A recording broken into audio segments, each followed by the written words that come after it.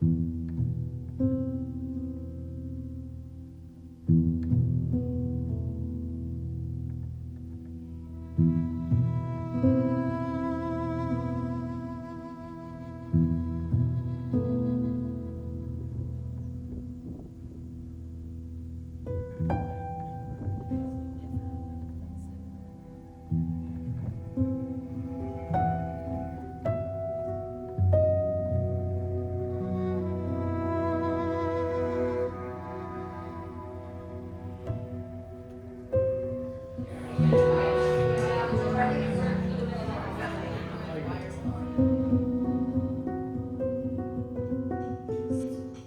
exclusive, once in a lifetime junior naturals patch.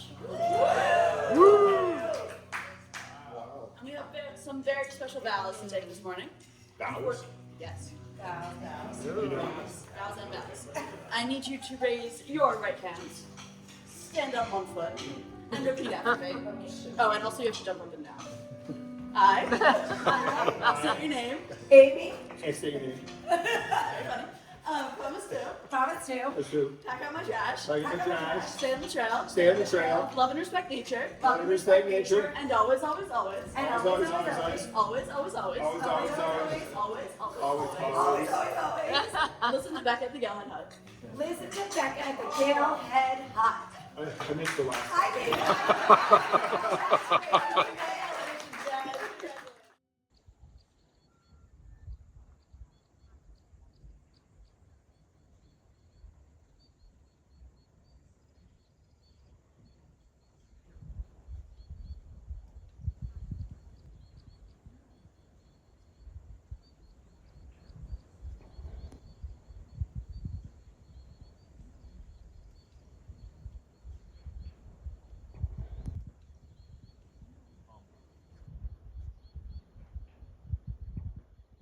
On paper, this looks like an easy hiking day.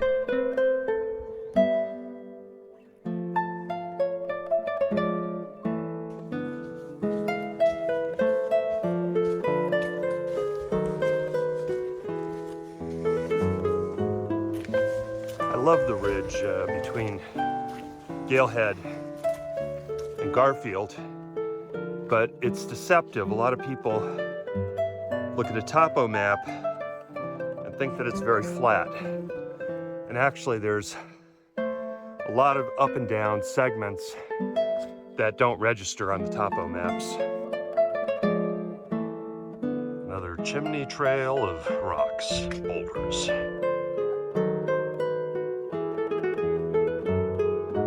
Every step up with a heavy pack on a trail like this is a grunt. If you're going down, it's a potential leg breaker.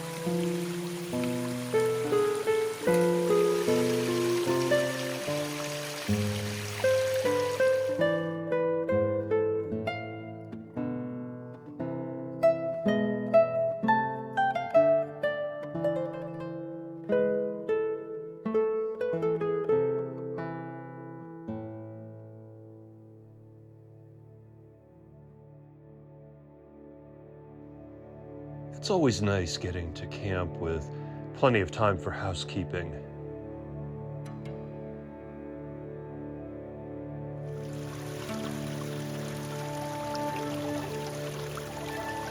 Unfortunately, the case of our old MSR filter broke, but we were able to improvise and make it work. A little downstream, I tended to my feet, which have suffered from being wet for too many hours every day. Don't worry, this is mostly antibiotic, not blood.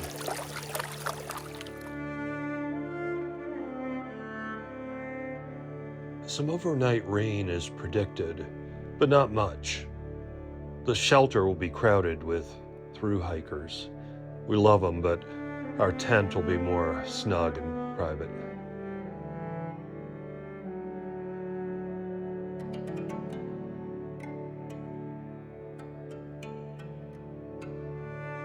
The cook site is shielded by tarps. We eat dinner a bit early to free up space for the through hikers. I think the beef ones are my favorite. I think that's a great thing. Yeah, the reason I came here, I've been hiking for more or less the last 10, 12 years. I've been, more or less any holiday I've had the opportunity, I've gone hiking, right? So I've done the Camino in Europe 6 or 7 times or something like that. And then I've been fortunate enough to go to Canada twice and to New Zealand.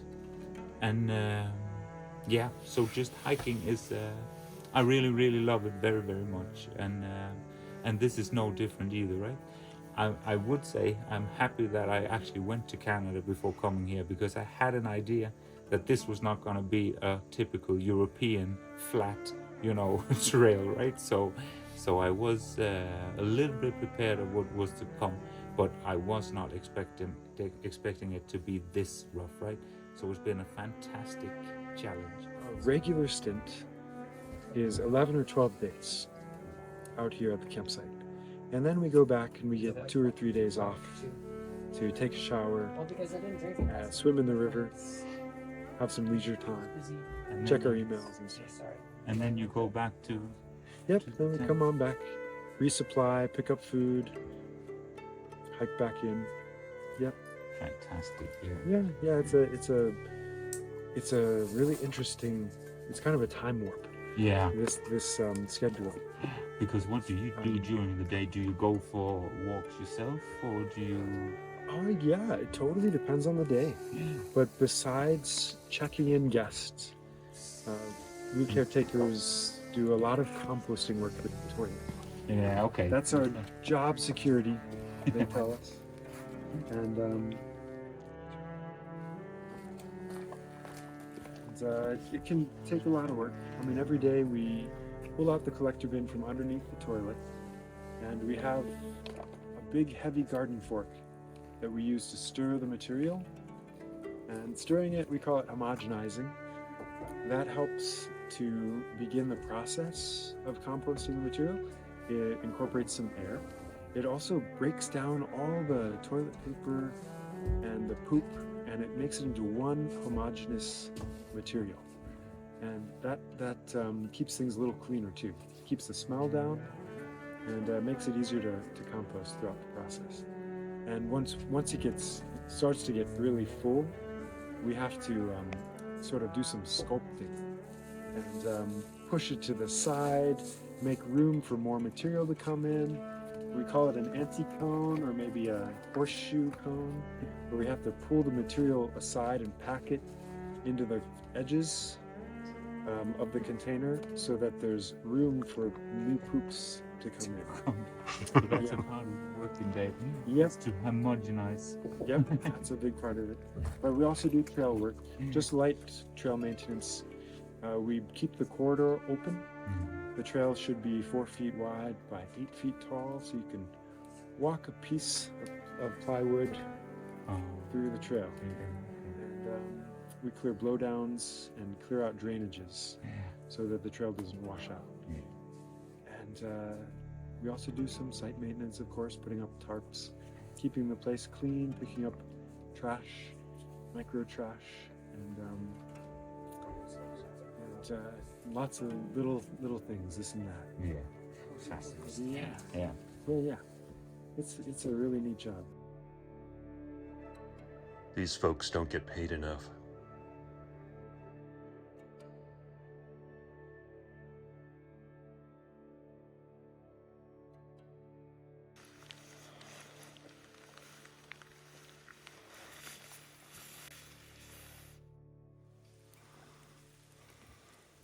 I like to ease into a hike whenever possible, but the ascent of Garfield was steep from the beginning, with intermittent rain adding to the fun.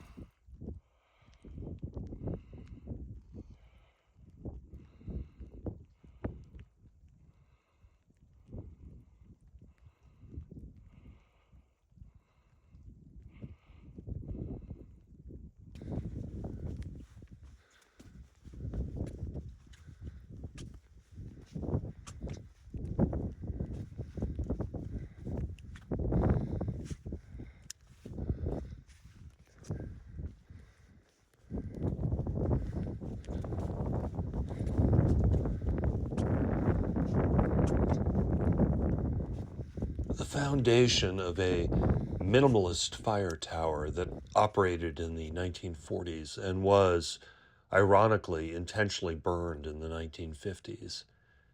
To me, this is one of the most alluring fire towers I've ever seen. It must have been the ultimate weather room with all its glass and the totality of its views.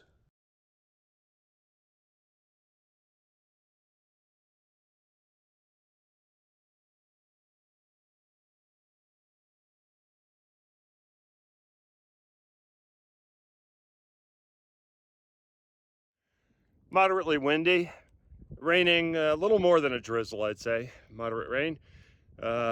Beautiful views of the Pemigewasset Wilderness. It's not that clear, but really can see pretty far. It's kind of surprising. That's Owl's Head. With the cloud wrapping around it.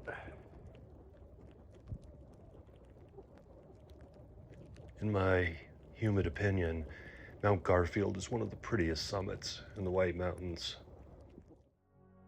James Garfield was an abolitionist, a Union general during the U.S. Civil War, a distinguished congressman, an advocate of black voting rights and educational reparation for former slaves.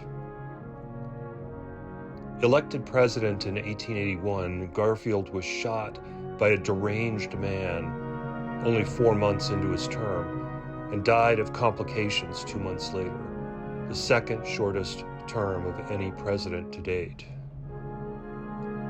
Historians rank Garfield's presidency lower than I believe the man actually deserves.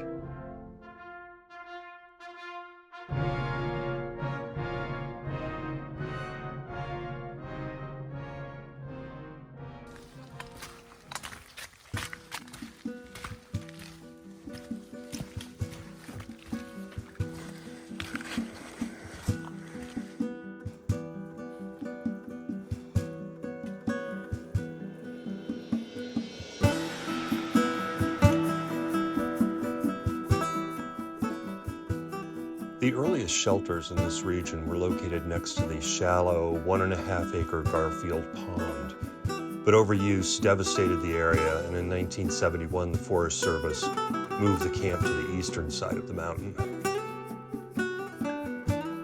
Wait a minute, haven't we seen these kids before? At Zealand and South Twin?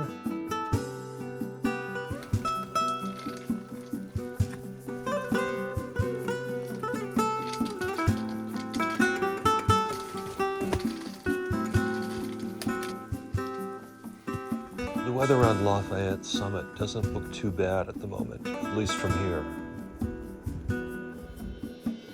Here we've encountered a rare white mountain switchback. But the switchback soon peters out. The trailmaker resorts to the usual straight up the mountain ploy. The good thing about hiking real slow is that you see a lot more. The good thing about rain is how it makes the colors pop.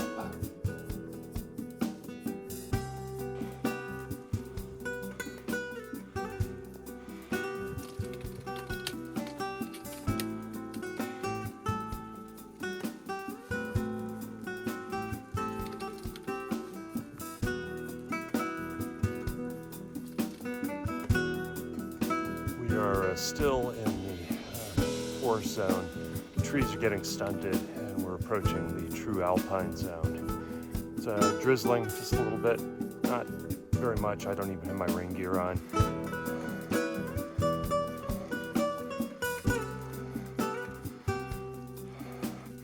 It's like some slick rock to get up. You got up that pretty well though, so.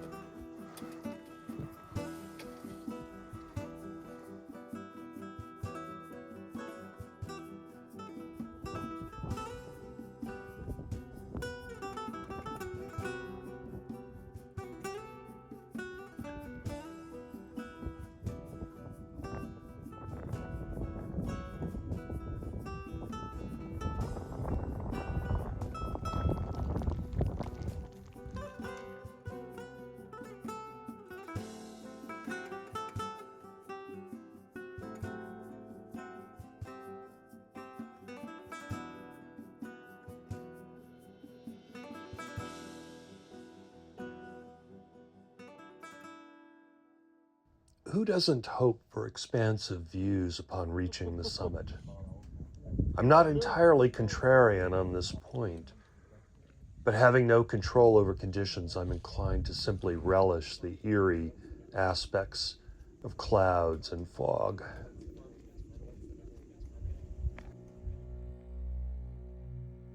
In the 1860s, not for long, there was a hotel on this summit. We are not long for the summit either, not today. We'll return tomorrow to cross the narrow ridge between Lafayette and Mount Lincoln. For now, we head down to Greenleaf Hut. One November in the late 80s, coming down this trail with a friend of mine, the wind was howling in our face and it was brutally cold. We had no goggles, and I remember my eyelids kept freezing shut, and I would have to prop them open with my fingers. I got goggles after that.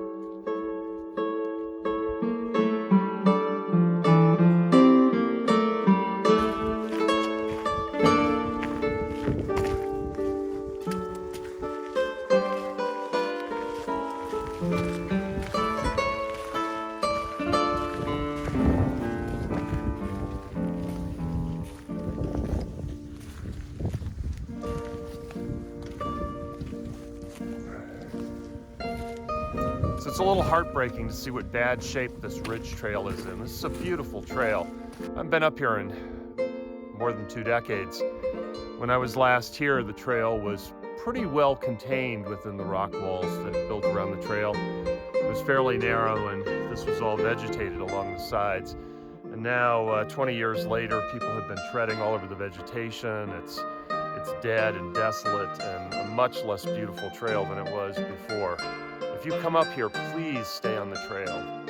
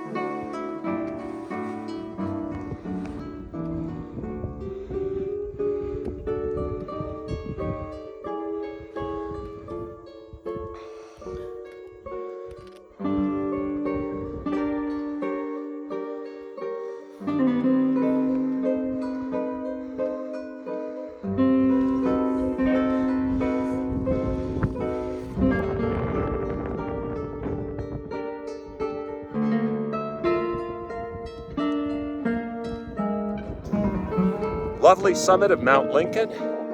Very auspicious day. Named, of course, after our 15th president. I believe it was our 15th president. If I'm wrong about that, I'll correct it below. So one thing that's a lot better than when we hiked here in the 90s is the state of the Krummelts. Back in the 90s, acid rain caused retting, death and retting, and you see a little bit of it here, but back in the 90s, it was really bad. This area looks to me as if it was once devegetated, but is coming back.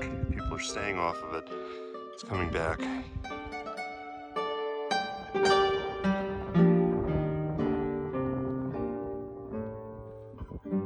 Mount Lafayette, incidentally, is named for the Marquis de Lafayette, the French aristocrat who championed the American Revolution, even commanding American troops in battle.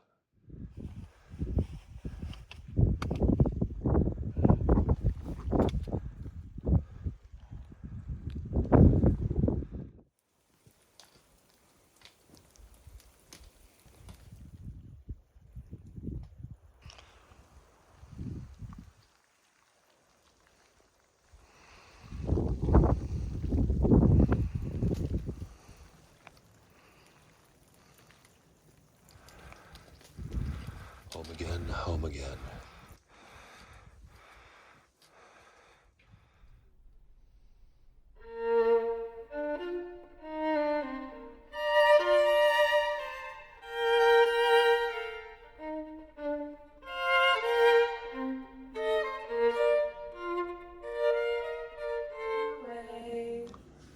Good morning. Breakfast is in 30 minutes. We'll see you all there.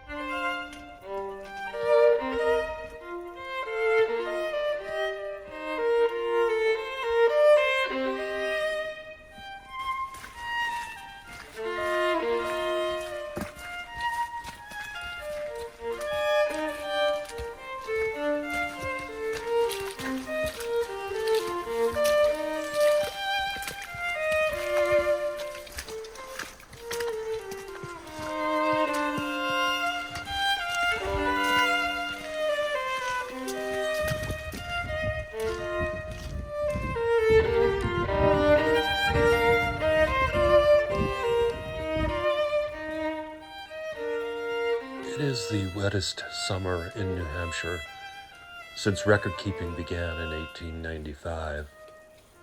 But it wouldn't feel right ending this film without sharing the kind of views from the Franconia Ridge that Modang praised.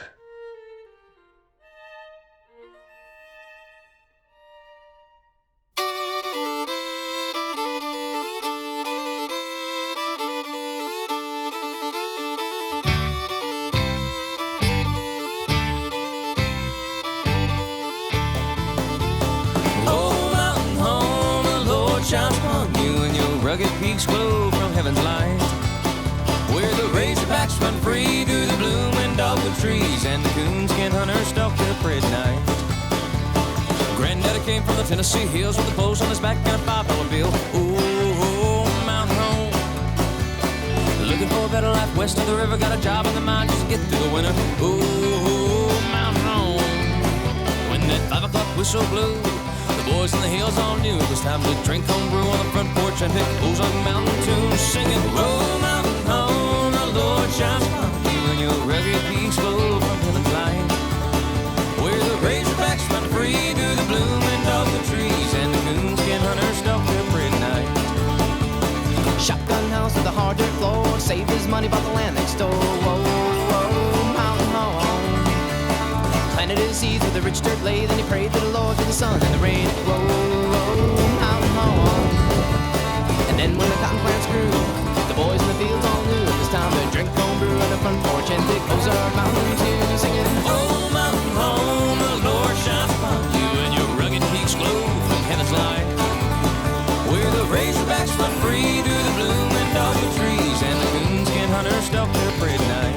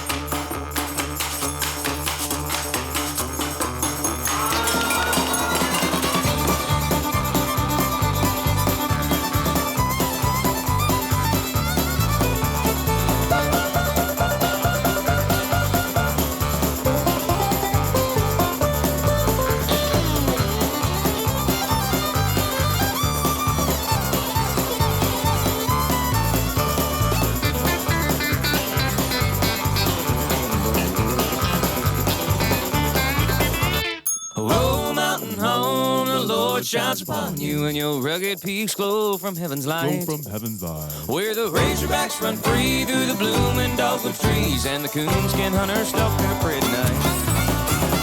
"Oh, mountain home, the Lord shines upon you, and your rugged peaks glow from heaven's light, where the razorbacks run free through the blooming dogwood trees, and the coonskin hunters stalk their prey at night, and the coonskin hunters stalk their prey at night."